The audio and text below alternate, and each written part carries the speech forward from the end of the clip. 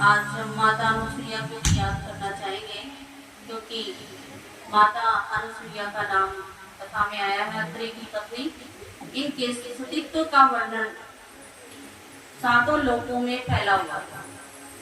क्योंकि कोई भी तप आप अपने घर में करते हैं, कोई भी तप घर में करते हैं, उसकी आवाज बाहर तक जाएगी। आज नहीं जाएगी तो कल जाएगी। हीरा होता है, हीरा कभी छिप नहीं सकता। आप अपनी भक्ति करें, अपने घर में करें, भगवान को याद करें, मन से करें, लेकिन ये बात भी कभी छिपेगी नहीं, कभी ना कभी सामने आएगी। तो माता के सतीत्व का वर्णन नारद जी ने ब्राह्मणी को भी बताया और इंद्राणी को भी बताया और लक्ष्मी जी को भी बताया। तो उन्होंने परीक्षा लेने के लिए तीनों देवों को भेज दिया था। तो उनकी क्या गति हुई? माता अनुसुईया ने डाल दिया पालना। क्यों डाला?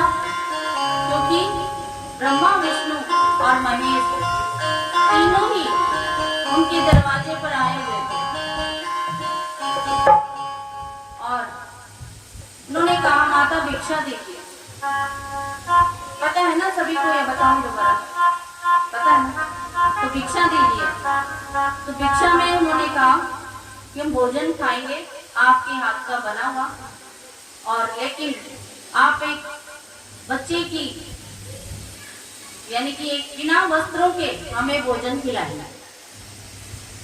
इधर से अत्रि मुनि तप कर रहे हैं, पता उनको भी है कि क्या चल रहा है। तो मन ही मन अत्रि मुनि की अनुसुईया की बात हुई। तो अत्रि मुनि ने अनुसुईया को कहा, ठीक है, ये जैसे कह रहे हैं वैसे कर देना। तो अनुसुईया ने कहा, ठीक है, मैं भी भोजन बना के लाती हूँ, आप लोग तब तक यहाँ बैठे बैठे। क्या?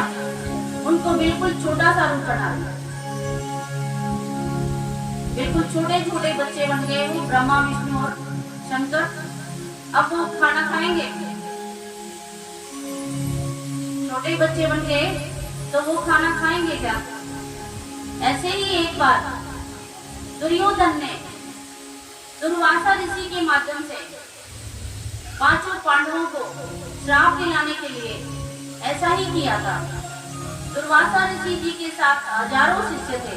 क्या दुर्योधन ने ये विचार किया मन में कि आज मैं दुर्वासा ऋषि को युधिष्ठिर के यहाँ भोजन के लिए भेज देता हूँ।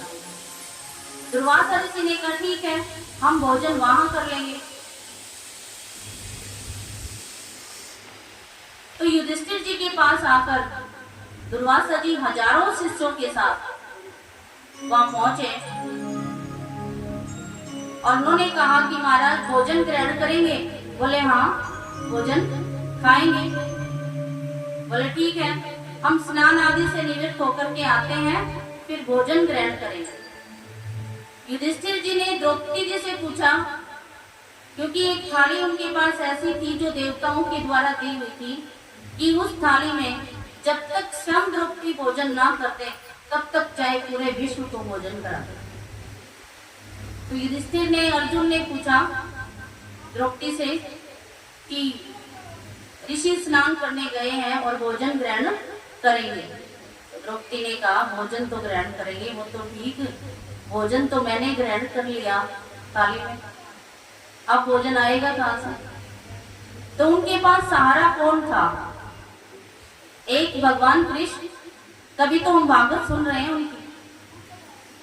तो द्रौपदी ने भगवान कृष्ण को पुकारा और भगवान कृष्ण ने कहा था कि द्रौपदी ला थाली ला। तो थाली ली, उसमें एक चावल का दाना था, उसी को भगवान ने ग्रहण कर लिया और कहा कि पांडवों तुम निश्चिंत हो जाओ, दुर्वासा इधर भोजन करने के लिए आने वाला नहीं है।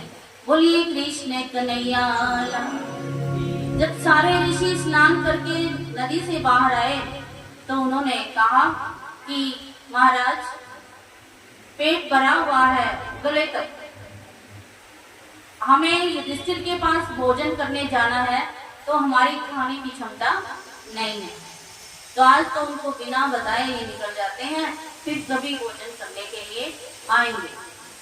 तो कोई कितनी भी परीक्षा लेना चाहे, लेकिन भक्त की परीक्षा अगर लेगा तो वो उसमें फेल जरूर होगा, पास नहीं हो सकता। ऐसे ही इस अनुसुईया के स्तुतित्व की परीक्षा लेने के लिए भगवान भी आए तो भगवान भी यहाँ नाकाम रहेंगे। तो माता ने क्या किया? माता अनुसुईया ने डाल दिया पालना, माता अनुसुईया ने डाल दिया पालना, दीन देव झूल रहे मन करके लालना, दीन देव झूल रहे के ललना, माता अनुसुईया ने डाल दिया पालना।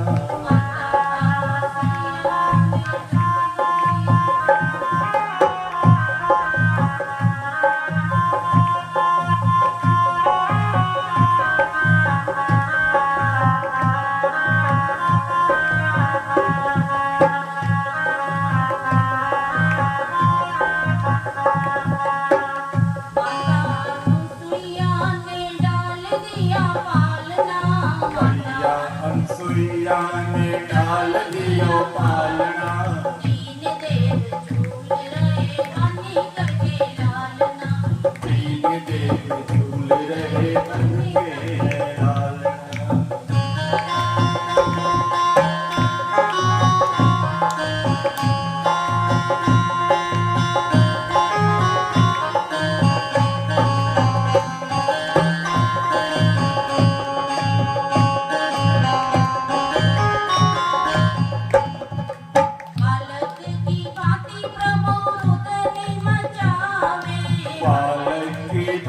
प्रभु उदने बचावे, ब्रह्मा और भोले से संकेत में बतावे, ब्रह्मा भोले भोले से संकेत में बतावे।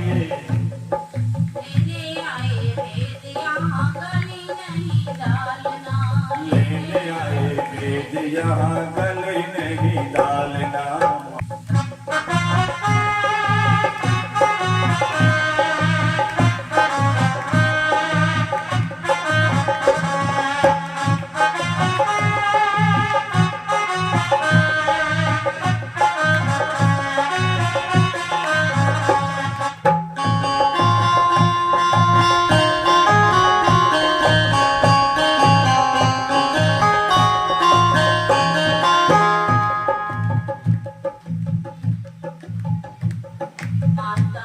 माता अनुसुईया ने डाल दिया पालना, माता अनुसुईया ने डाल दिया पालना, दीन देव झूल रहे बन करके लालना, दीन देव झूल रहे बन करके लालना।